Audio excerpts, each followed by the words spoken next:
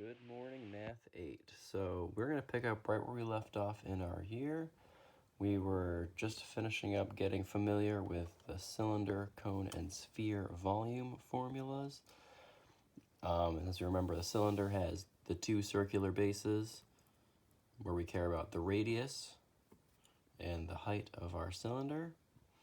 And then our formula was just pi times the radius squared times the height, or pi times radius times radius times height.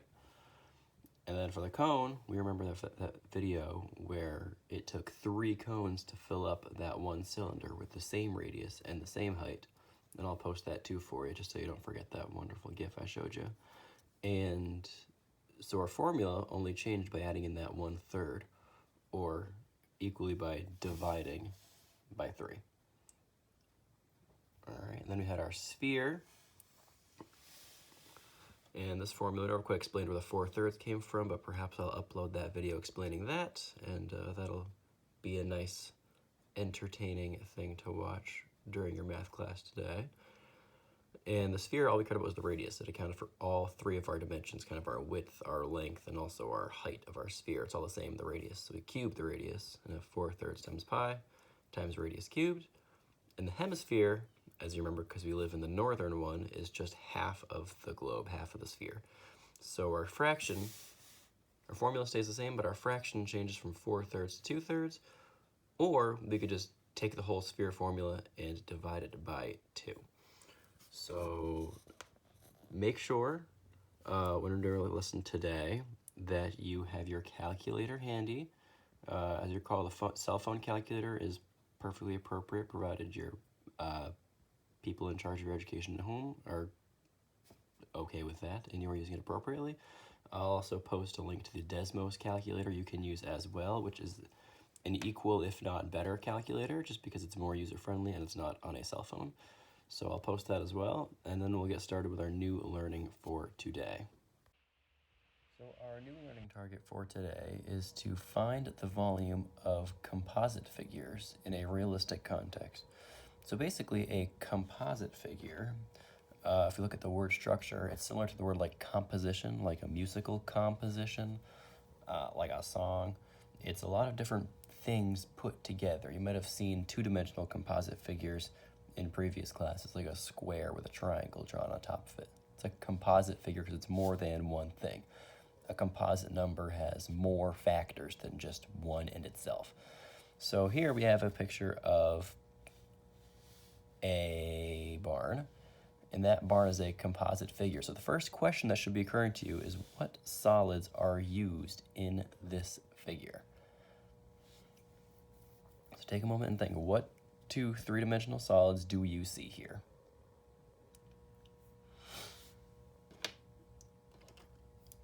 The answer you should come up with is you should see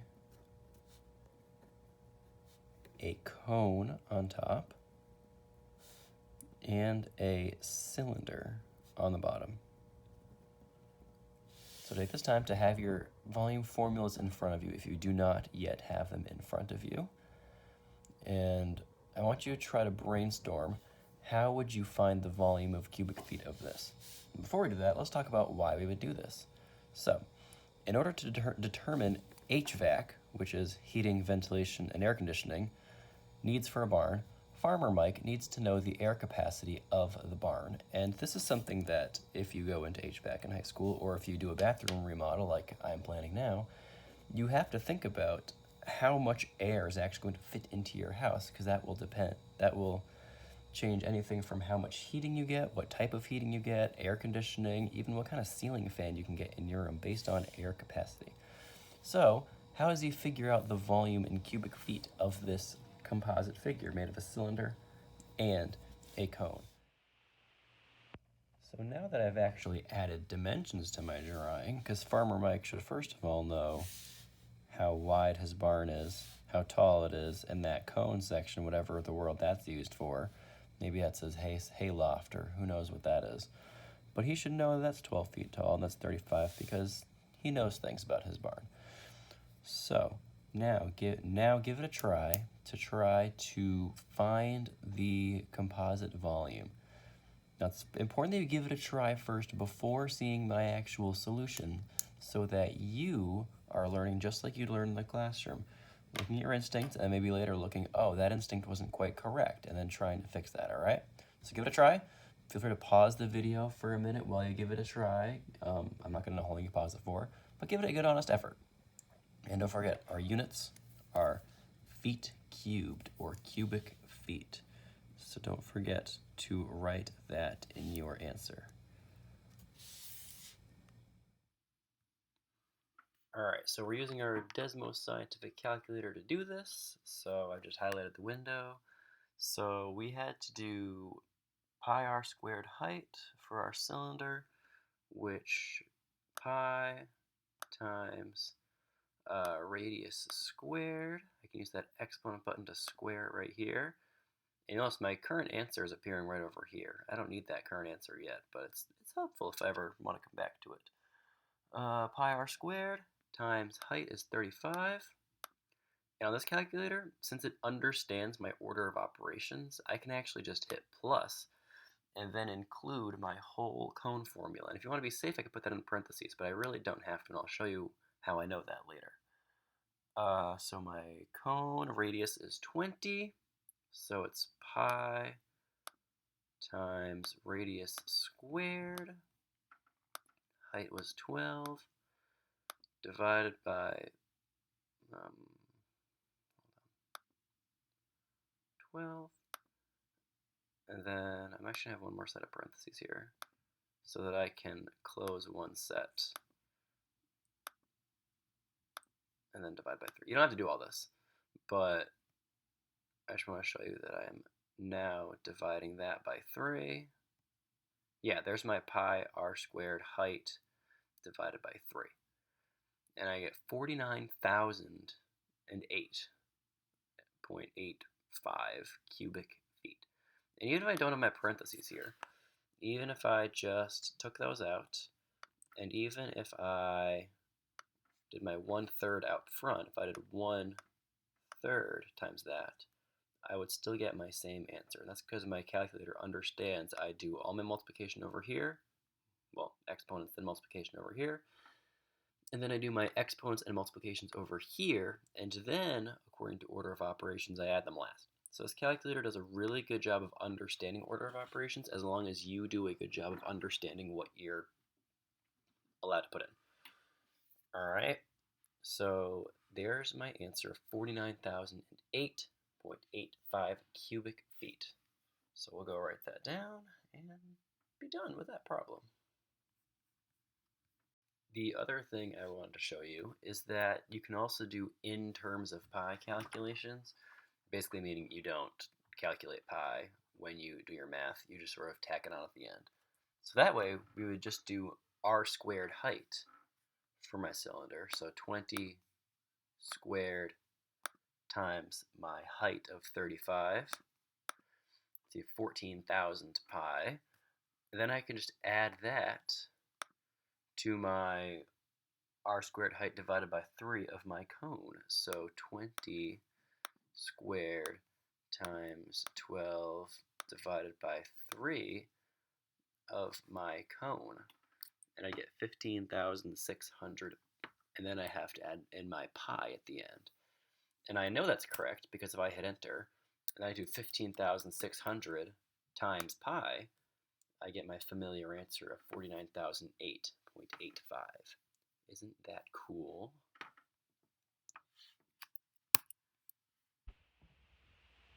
So here's another version of a composite shape, and it might look slightly different from the last one, because this one is not two shapes on top of each other, whereas this one's more one shape with a cutout. So this, try to look at it and see what two solids do you see here, because there should be two specific 3D solids you see.